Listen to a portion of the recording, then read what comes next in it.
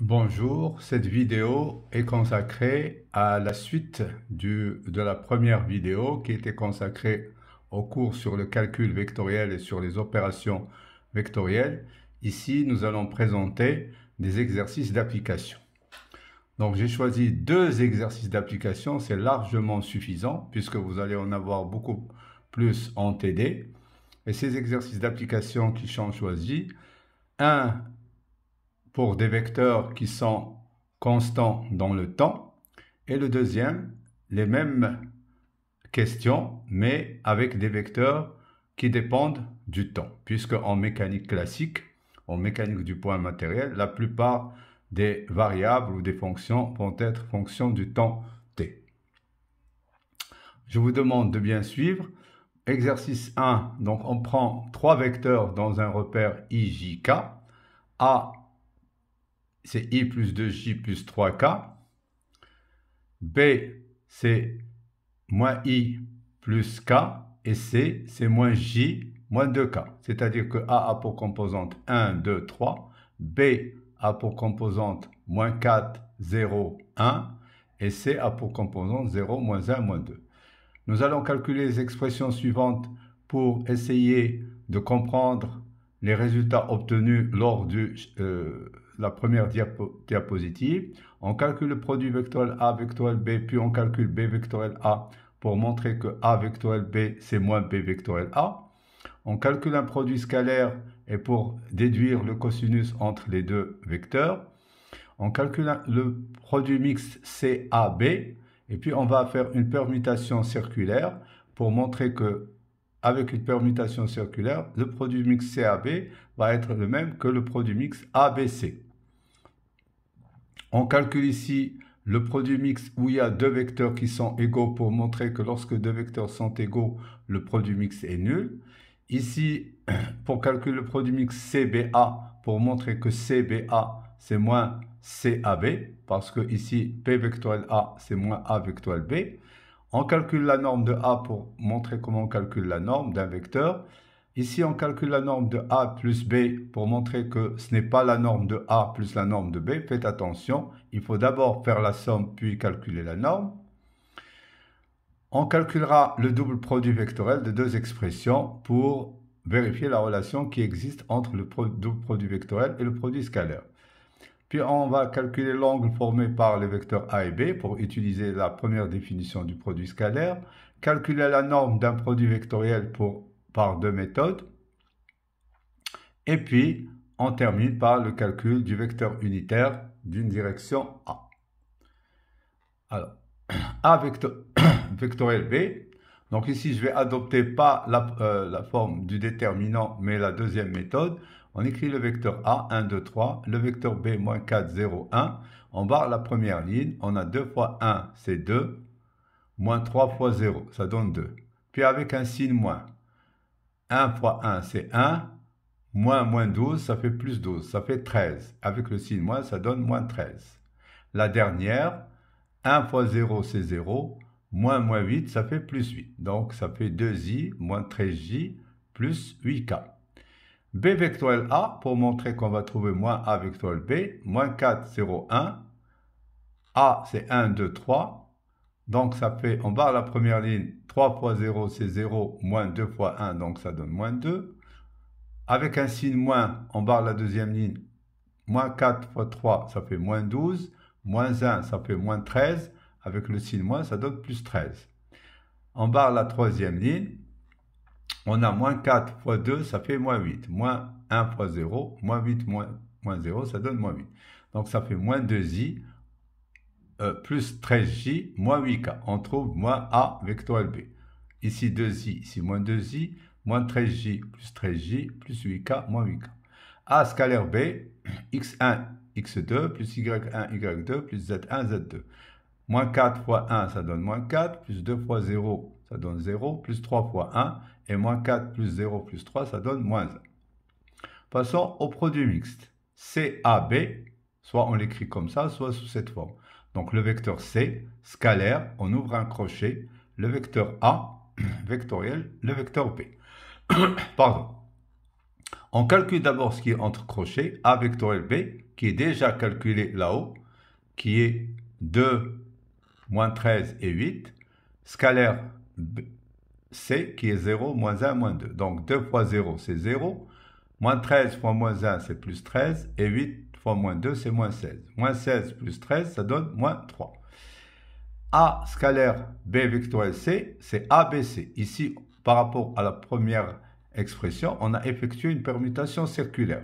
C'est-à-dire que A a pris la place de C, B a pris la place de A, et C a pris la place de B. Donc, on doit trouver la même chose, puisque lorsqu'on fait une permutation circulaire, le produit mixte ne change pas.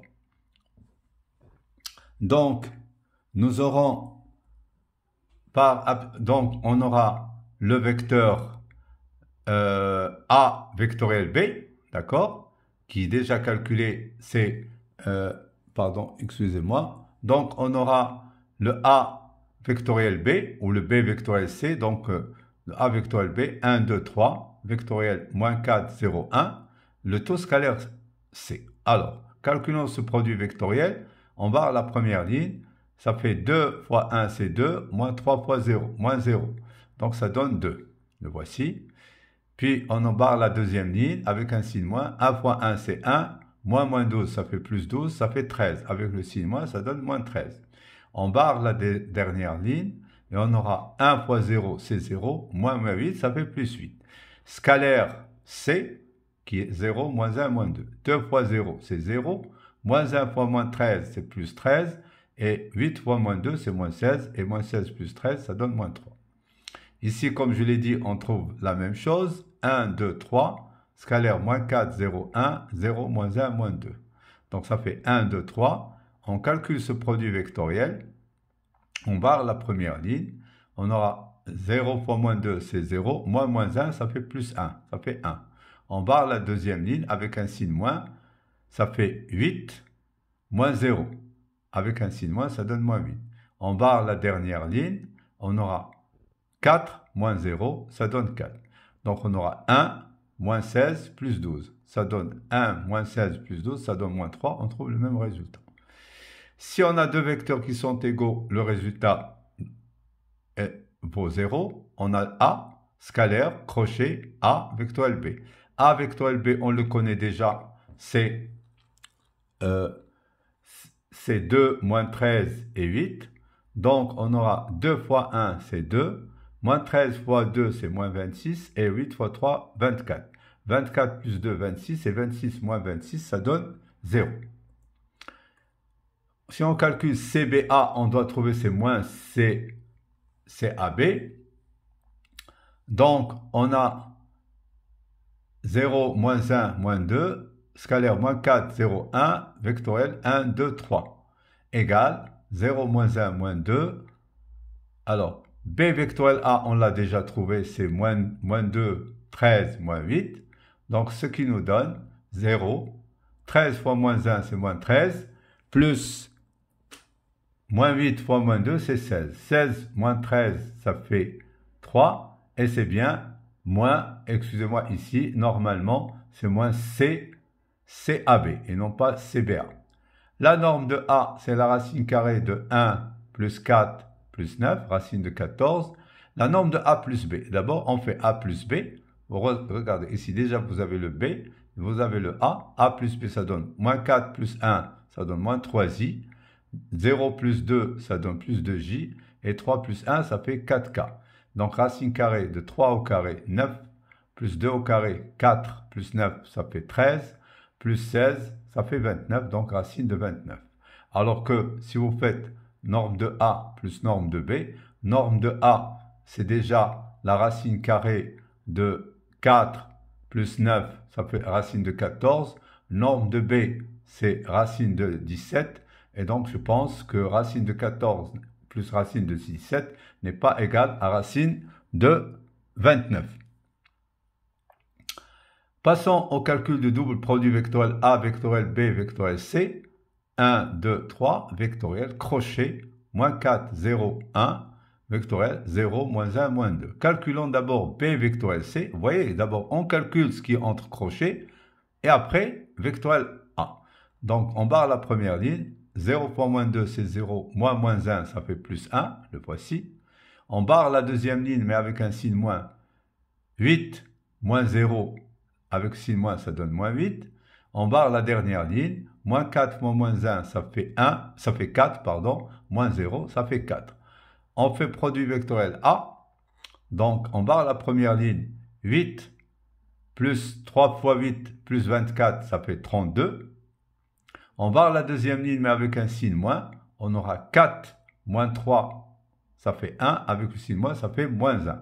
Et la dernière, on a moins 8 fois 1, ça fait moins 8. Moins 2, ça fait moins 10. Ça fait 32i, moins j, moins 10k.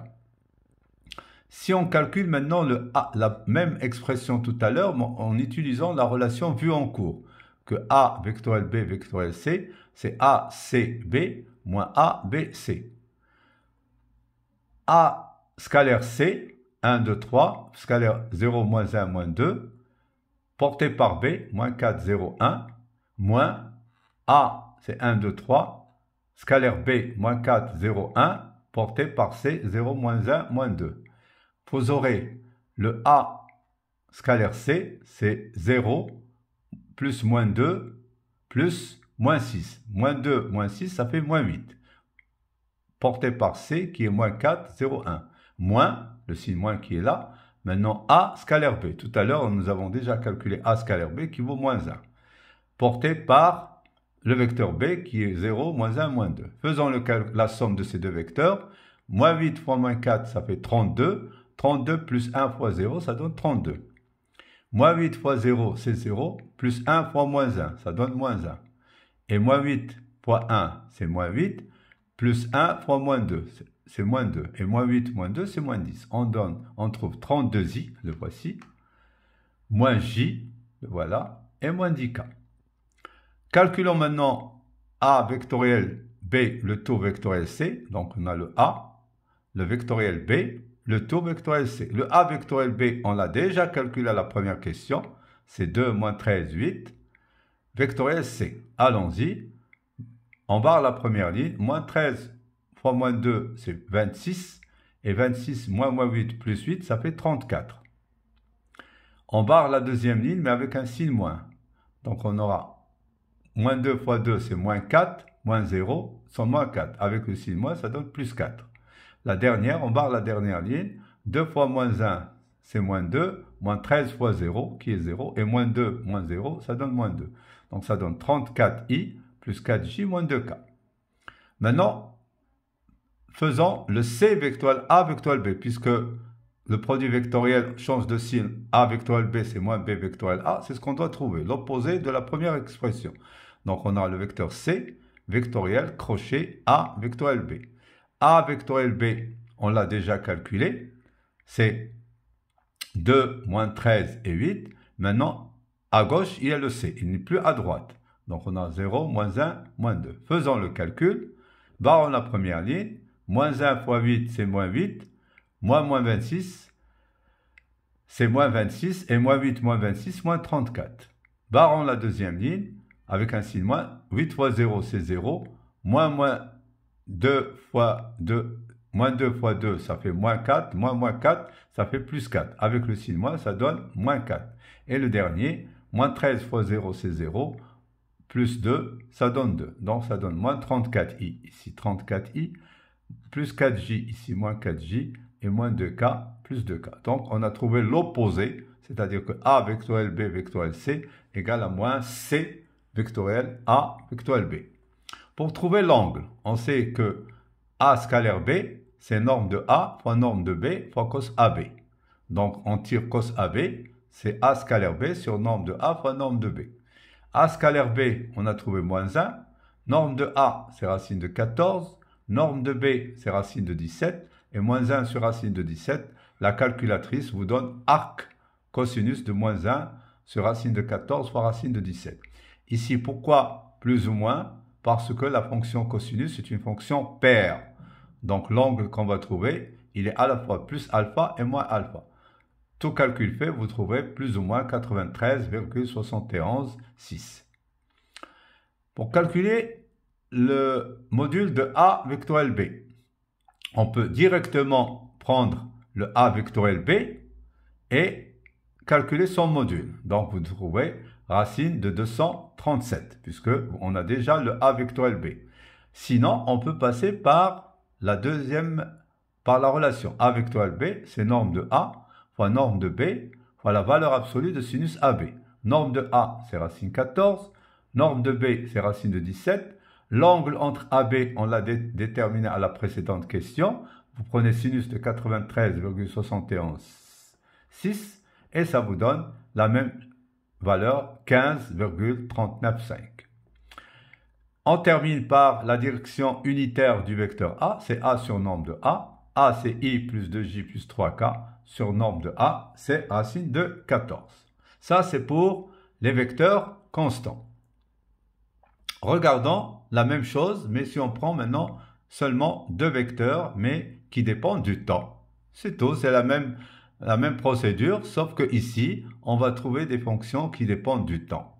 Et donc, c'est le cas général, normalement, ce qui se passe en mécanique. Donc, on a un vecteur A qui a pour composante 3t carré j plus tk, un vecteur B égale à moins 2i plus 3t au cube j. Je n'ai pas voulu ici compliquer les expressions du temps, mais quelles que soient les expressions, le calcul, il est le même. Calculer A scalaire B et en déduire l'expression de l'angle entre A et B. Donc ici, on a dit l'expression et on n'a pas dit la valeur de l'angle, puisqu'on va trouver une expression qui dépend du t. Déterminer les cosinus directeurs des vecteurs A et B pour appliquer la définition des cosinus directeurs qu'on a vu au chapitre précédent. Calculer les composantes du vecteur C égale à A vectoriel B.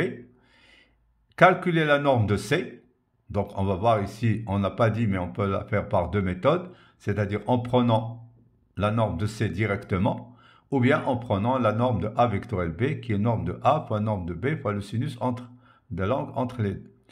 Calculer le produit mixte ABC, c'est une très bonne question puisqu'on va utiliser la permutation et on va calculer le double produit vectoriel ABC.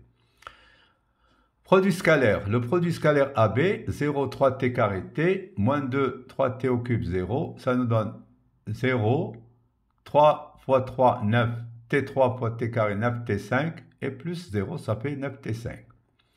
Cosinus AB, c'est produit scalaire AB sur norme de A fois norme de B. Donc, vous avez 9t5 sur la racine carrée de le module de A, c'est voilà 9t4 plus t carré. Le module de B, c'est racine carrée de 4 plus 9t6. Vous simplifiez, on va sortir ici la racine de t carré, c'est t. On simplifie par t. Il va nous rester 9.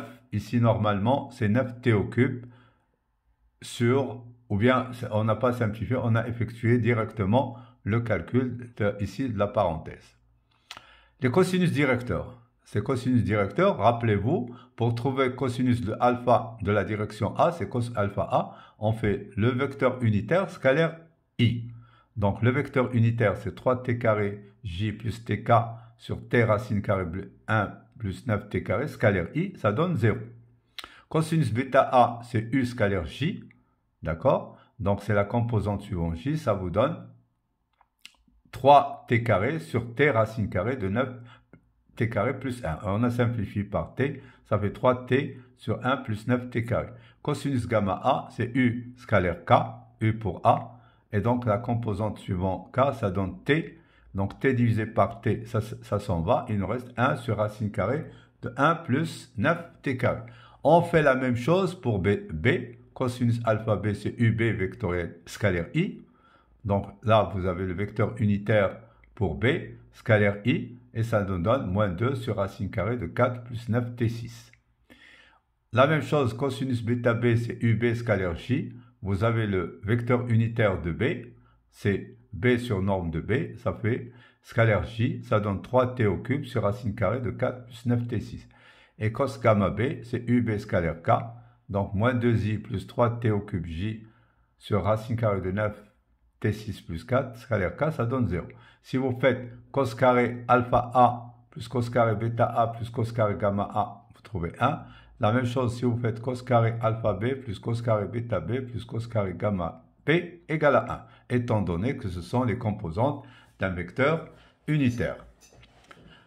Maintenant, la troisième question, le vecteur C qui est égal à A vectoriel B, en barre la première ligne, on aura 3t carré fois 0, c'est 0 moins 3t au cube fois t, ça fait moins 3t4. En barre la deuxième ligne avec un signe moins, 0 moins 6tk pardon, 0 moins 2t, ça fait plus de t, avec le signe moins, ça fait moins de t. On barre la dernière ligne et on aura 3t au cube fois 0 plus 6t carré. Donc ça fait moins 3t4i moins 2tj plus 6t carré k. La norme de C, il suffit de prendre la norme de ce vecteur qu'on a trouvé. Donc ça fait 9 racine carrée de 9t8 plus 4t carré plus 36t4. C'est ce qu'on a mis ici. Et aussi, on peut vérifier par la valeur du sinus. Le produit mixte ABC égale à A scalaire B vectoriel C. Mais avant de le calculer, c'est ça le but de cette question, on va faire une permutation circulaire. Donc le produit mixte ABC, c'est C, A, B. Donc c'est C scalaire B, A vectoriel B. Pourquoi on a fait une permutation circulaire? Parce que A vectoriel B, c'est C. Donc cela nous donne C scalaire C, qui est norme de C au carré. Et facilement, ça nous donne 9t8 plus 4t carré plus 36t4. Vous voyez? Donc si on n'avait pas fait la permutation circulaire, le calcul serait plus lent. Mais vérifiez-le avec l'autre méthode en le calculant directement. Le double produit vectoriel, première méthode A vectoriel B vectoriel C, c'est ACB moins ABC.